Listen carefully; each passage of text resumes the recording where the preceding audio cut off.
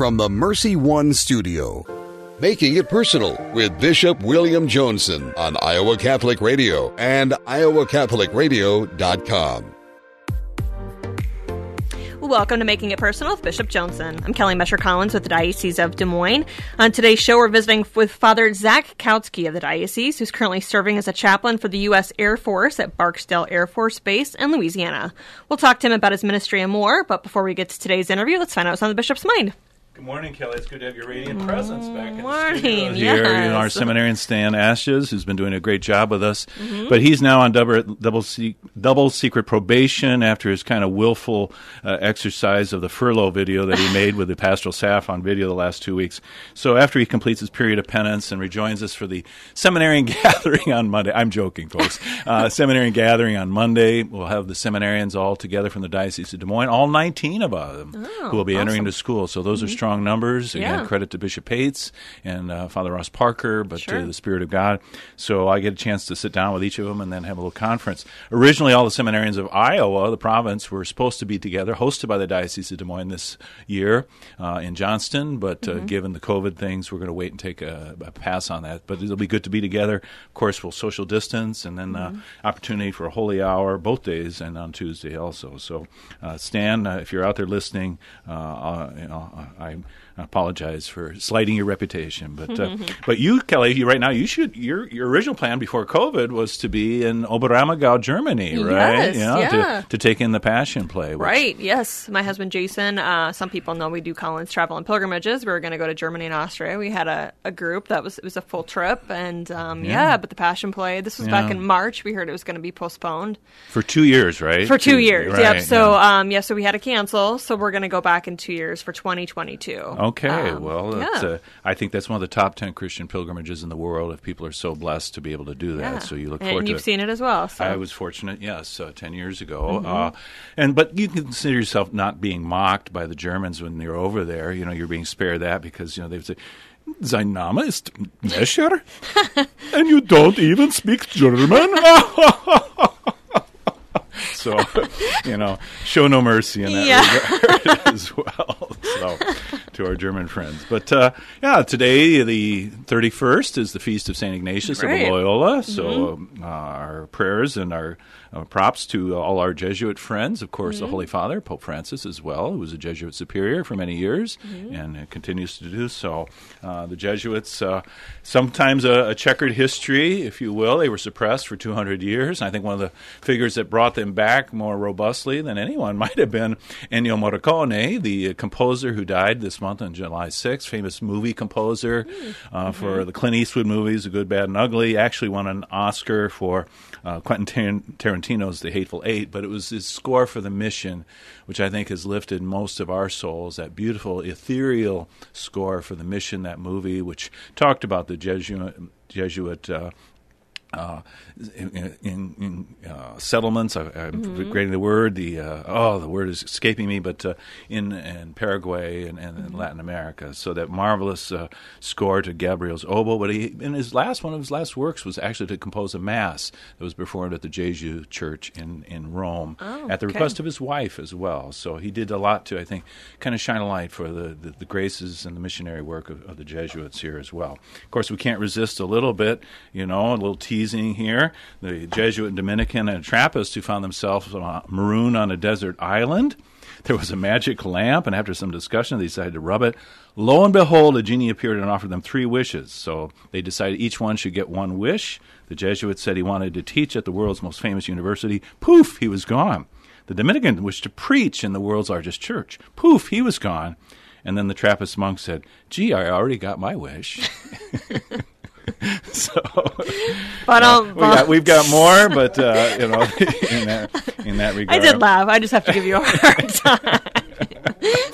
So, we'll get this back together in the weeks ahead once Stan returns to school. But so again, to the glory of God, ad majorem Dei gloriam. That all of us, I think, whether we're Jesuit affiliated or not.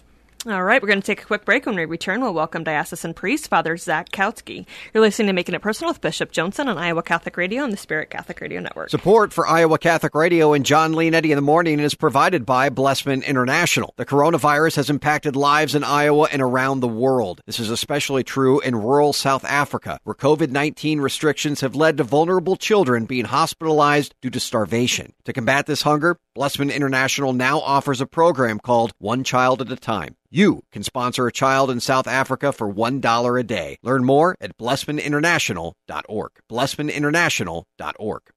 Is it time for a new roof? Then it could be time for you to get to know Bell Construction. Bell Construction is a roofing company entering its 30th year of business. They specialize in residential re-roofs, light commercial jobs, and have the experience to meet all of your roofing needs with personal service. With Bell Construction, the owner will come to your home or place of business in person to inspect and ensure the quality of work that you deserve. They pride themselves in working with you on a personal basis and making sure you are satisfied. Bell Construction, 515-963-4494.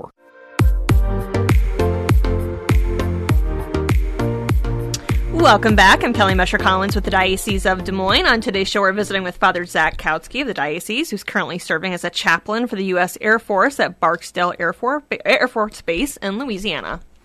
Good morning, Father Kautzky, Father Zach. Good to have you with us, sir, on this fine morning. Thank you for making time for us.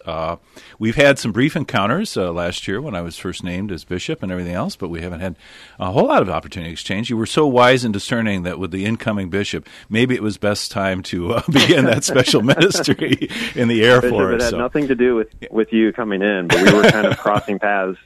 You were coming in, and I was leaving, which I was sad about. Well, you're kind to say that, and I'm just teasing. But no, that was well decided and discerned with Bishop Pates, and I think that sense of even tithing some of our priests to those men and women in the armed forces as well. So, as I've been in the diocese now about 10 months. One thing I've appreciated that there's a Kautzky footprint at large in the Des Moines Diocese. So is it siblings and others who have various roles and ministries? Can you talk a little bit about your family and just the upbringing? The show is entitled Making It Personal with Bishop Joensen. Well, sure. And I grew up in outside of Perry, Iowa, on a farm there, and it's a family farm. Been in our family for like 120 years or more now, and now it's fourth generation. So one of my brothers, Brian, is now farming there and has his family lives there. And so I also have an uncle he passed away in the year 2000, Father John Kautzky, who is I think a beloved pastor around our diocese as well, and certainly was a part of our lives growing up. He actually kept cattle at our farm, so we saw him pretty frequently as he was really into showing cattle, and so he was around and certainly an inspiration. He baptized all of my siblings and I and did my parents' wedding. And so we grew up there, and we went to St. Patrick's School in Perry and St. Patrick's Catholic Church there. And before I was ordained, actually, the last vocation out of that parish was my uncle back in the 1960s, 1962. So it was a little stretch there between vocations, and hopefully we'll continue to have more vocations out of Perry St. Patrick's. But it was a wonderful parish. We had great priests, very different personalities came through, and so we were very blessed to. My parents were very involved in RCIA and Finance Council, and really were generous with their time at the parish, and I always felt at home there at St. Pat's, and so it was just it was part of the ordinary culture in which you grew up. Your family and the church, they were kind of a seamless bond, a kind of a larger family, if you will. What would you say, was it the profile of your uncle or just priests in general? I mean, you saw them as real human beings. There was less of a mystique about that, or was there something that attracted you that you think God's call to you came through some of these personalities? For me, it was seeing priests, important moments in people's lives, those pivotal times, in the good times and the bad and everything in between. It was seeing the priest there in the person of Christ, walking with people and helping them to be closer to God. And so it was, for me, kind of that idea of, the priest going between God and man, interceding on behalf of people before God and bringing God to people through the sacraments and prayer. And so it was for me, I think, my uncle was certainly an inspiration. I think a number of holy priests in our diocese also kind of helped me along the way. I think of Father John Akery as a big influence on me when I was at Dowling High School and in college and in the seminary. He was I think a great just spiritual mentor for me and a classmate of my uncle's as well. Marvelous. And so the family was, your siblings, you all commuted then from Perry to Dowling then. That's a little bit of a daily drive, particularly if you're involved in co-curriculars and things. So, yeah. We did. I think my parents were probably a little crazy to allow us to commute because, it was a 45-minute drive through the countryside. Winters were kind of tough sometimes, and so they were very trusting to allow us to drive. And so, very, very often there were three of us in the car, three of us siblings at once, driving to Dowling. And, it was a sacrifice that time on the road and kind of starting over. I came in as a junior, so transferring in halfway through high school. But for all those small sacrifices, it was so worth it to go into a place like Dowling that was just, Christ was the center of the school, that you had this culture where people wanted to succeed and they wanted to grow spiritually. And so you just really saw that in the students from the moment we walked in the door on the first day, people greeting us and taking us showing us our locker and walking us around the first day just so we knew where to go for classes and having, I remember, I think the first day I went and found the Blessed Sacrament Chapel and they had daily mass going on. And so just those beautiful things we have in Catholic schools that really make them distinctive from other places. I think for us, it was really the Catholic culture, so the quality education, great sense of receptivity and hospitality, which, again, I feel like I had a fine education in the public school, but at Ames High, you had to walk by the rail or the upperclassmen over there. It filled me more with trepidation than a sense of being welcomed, until I eventually took my place on the rail at one point. So, and then you were the one they were. Yeah. So, but and of course, on that commute, it was only your brothers in a blizzard who put the car in the ditch. It wasn't you, right? That's right. I never put the car in the ditch. So. Okay, let the record state. Okay, so we could talk more about Dowling, but kind of focusing now maybe on your sense of call within the call to chaplaincy. Could you speak about that and how that was something that tugged on your heart, and was that a challenge for others to embrace that, or how did that unfold? Sure. Yeah, the military chaplaincy, it's a call within a call. It's the call, of course, is to the priesthood. That's my first call, and be the best priest I can be. But within that, I felt like, especially the last couple of years, that the Lord was inviting me to serve those who serve us in uniform. And I was on a retreat about 4 years ago, and we happened to be stationed next, or the retreat center was next to the Marine base, and so I kept hearing these explosions in the middle of this silent retreat at this monastery. I'm like, what's going on? And I asked the monks, and they said, well, that's Camp Pendleton next door, and that's where the Marines do their weapons training. So what a location. And so I remember seeing a couple of those Marines walking around town and thinking, wow, they look like high schoolers, like from Dowling, in uniform. I'm like, these people are really young. There's such a young adult population in the military.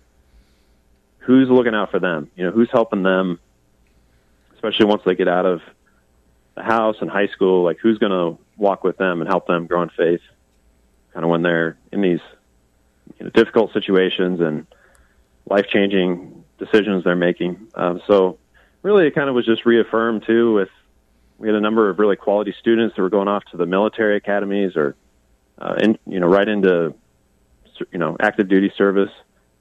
And a lot of them were staying in touch with me, and just kind of the Lord placed that in my heart a few years ago. And so Bishop Pates was kind enough to walk with me in that it was over a year, that we kind of talked about it and hated to lose a young priest. But was very open to discerning that with me.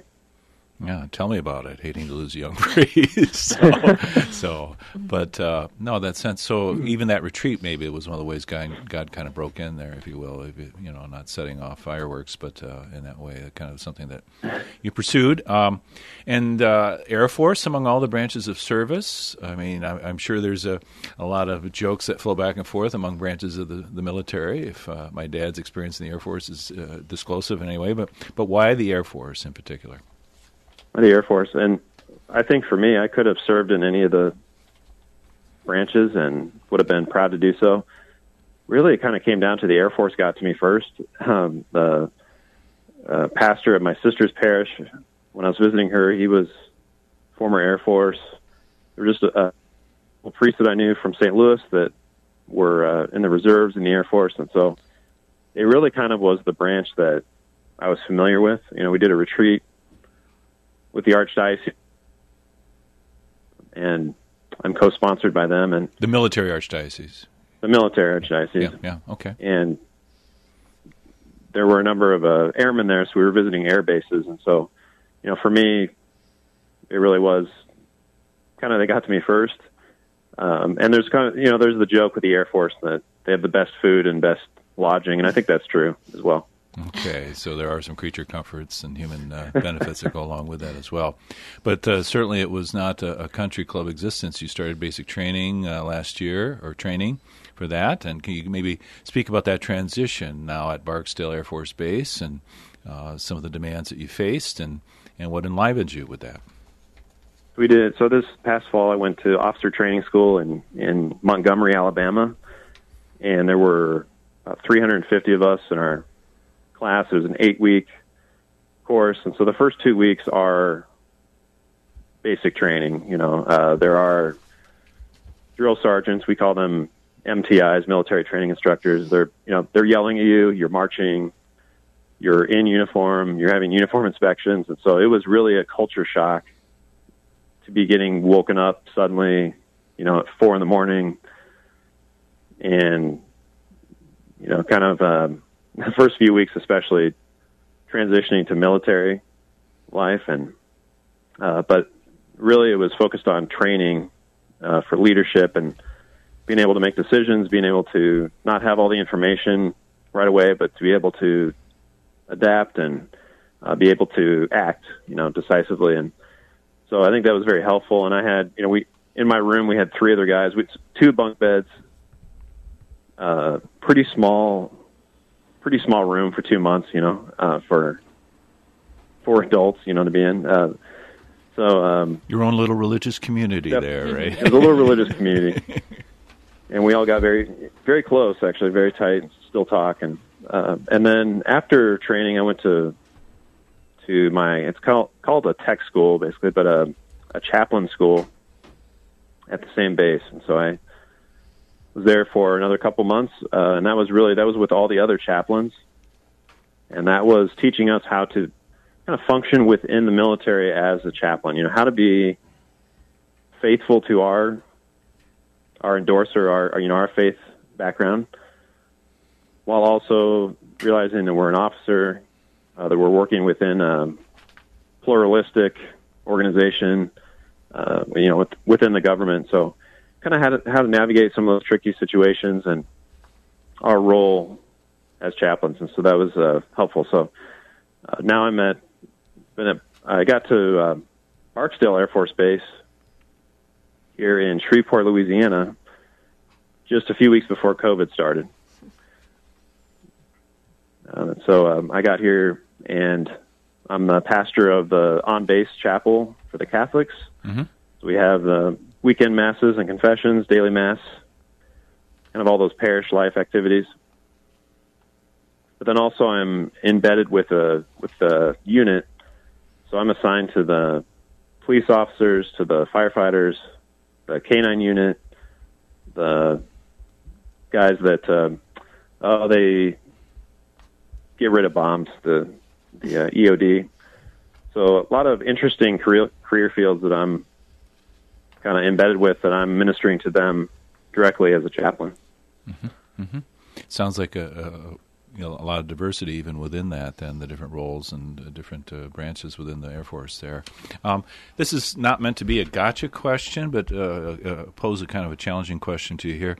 What would you say to someone who might be critical and say, why is the church so closely aligned with the armed forces? I mean, obviously there's the ministry to the members, but does this give an impression perhaps of kind of baptizing, if you will, armed combat or lethal force even? And so, the conscience concerns that might arise for people. So I just put that forward because that's something that some might want to hear. How does one who's involved, embedded, if you will, perceive that in one's own identity?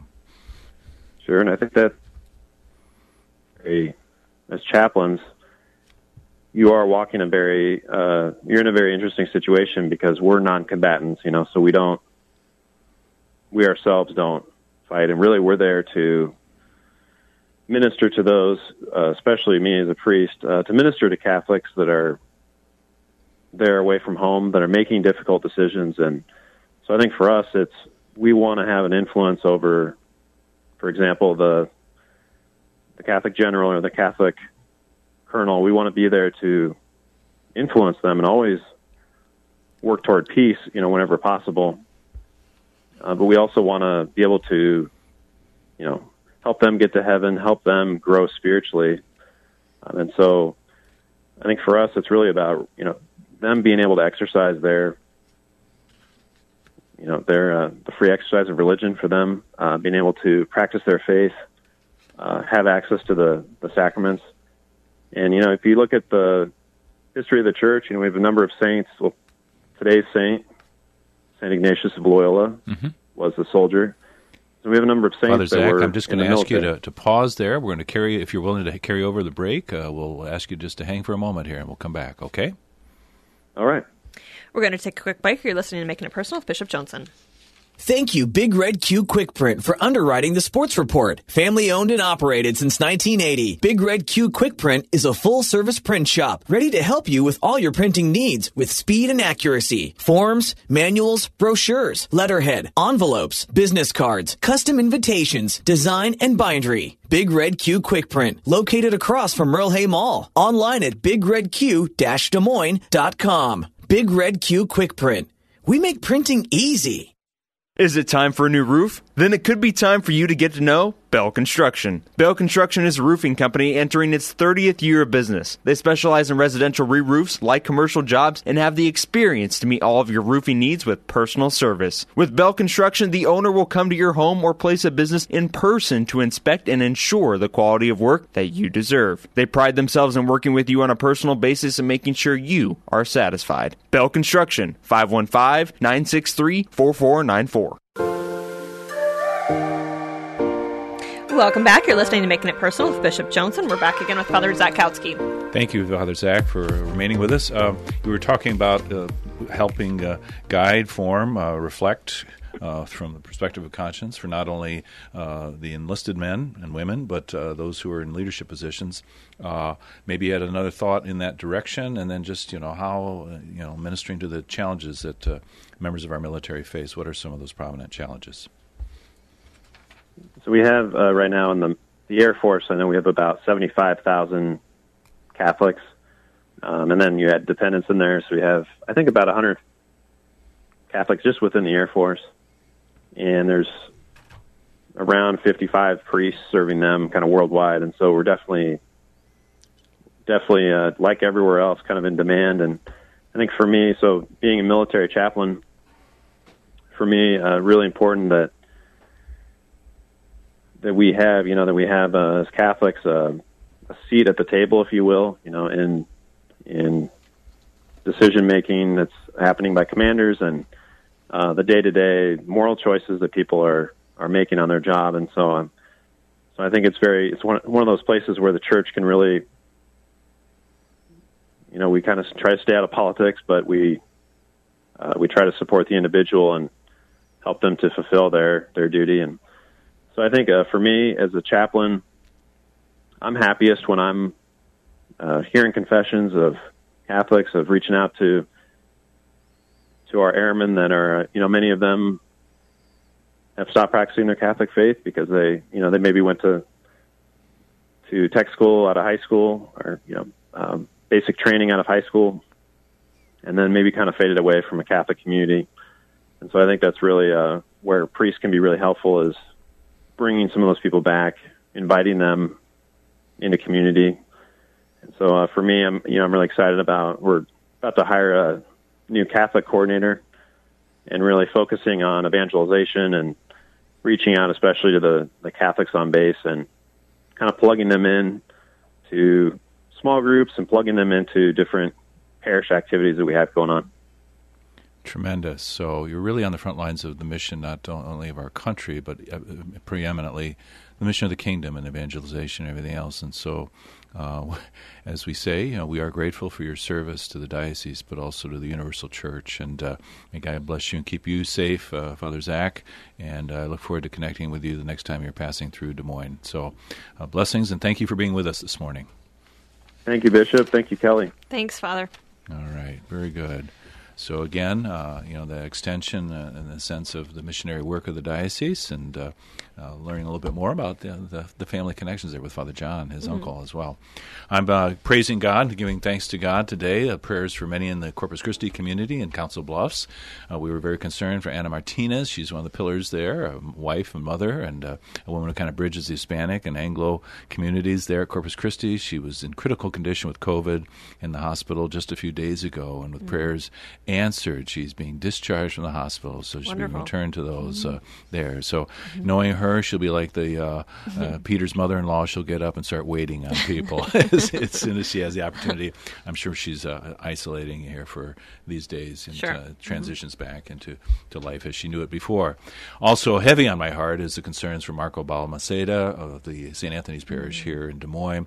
Marco and Diana, his wife, have been living in the States for about 20 years, 4 children, Diego, 21, Daniel's 19, Mark, who's 14, Matthew's 12. All the sons serve Mass with Marco himself, who's MC, hopes to be a deacon. He and Diana have been part of the leadership formation program, Hispanic, and both have graduated.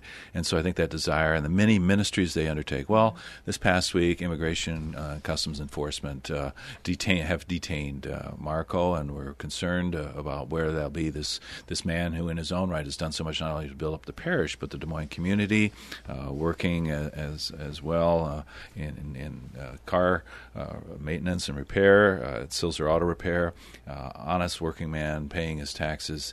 And so I can't see why it was the appointed time for ICE to come in this way, for someone who is not in any way a threat. In fact, has been someone who's enriched people. The common good has been realized there, too. So remember the Knights of Columbus, Worldwide Marriage Encounter, and we're grateful. All right, this has been another edition of Making It Personal with Bishop Joensen. You can hear Making It Personal with Bishop William Joensen every week on Iowa Catholic Radio and iowacatholicradio.com.